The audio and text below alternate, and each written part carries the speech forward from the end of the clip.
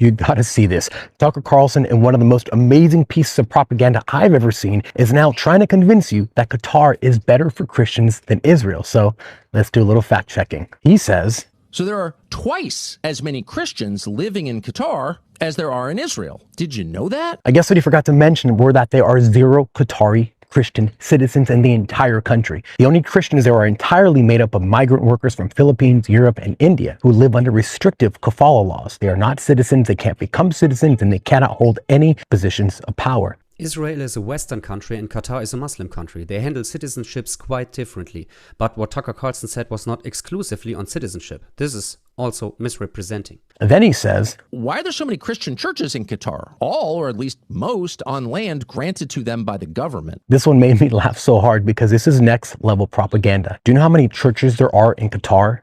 6. Yes, 6 churches. Qatar is a small peninsula of mostly flat desert. It has approximately 11,000 square kilometers. This is about 1/3 of the size of Belgium.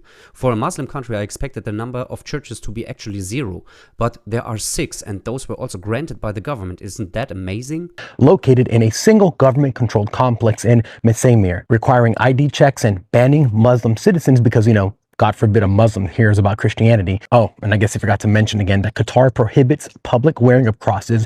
You cannot openly display a Bible in public, or you can get 7 years in prison. You cannot worship outside designated areas. You cannot speak to a Muslim about Christianity. They criminalize speaking out against Islam with severe penalties. But, I guess he just forgot that part. So I guess Qatar knows that different cultures don't work very well if they are forced to inclusion, like every Western country does. So they strictly separate them from each other. This guy criticizes that a Muslim country is not practicing openness from what we all know does not work but lead to heavy conflicts. This is not a problem but a solution, for Christ's sake. Oh yeah, I forgot to mention. In Israel, there's hundreds of churches. Most Christians are full citizens with full rights and can serve freely in government. Along with Arabs, Christians can talk to whoever they want, wear whatever they want, and display the Bible in public. But sure, listen to the guy whose company got paid $138,000 to interview the Emir of Qatar.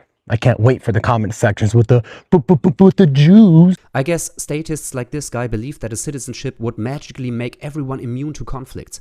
Israel is the only Jewish state in the world, and there are actually more Jews criticizing Zionism and like their status of the diaspora. But let me even grant you this.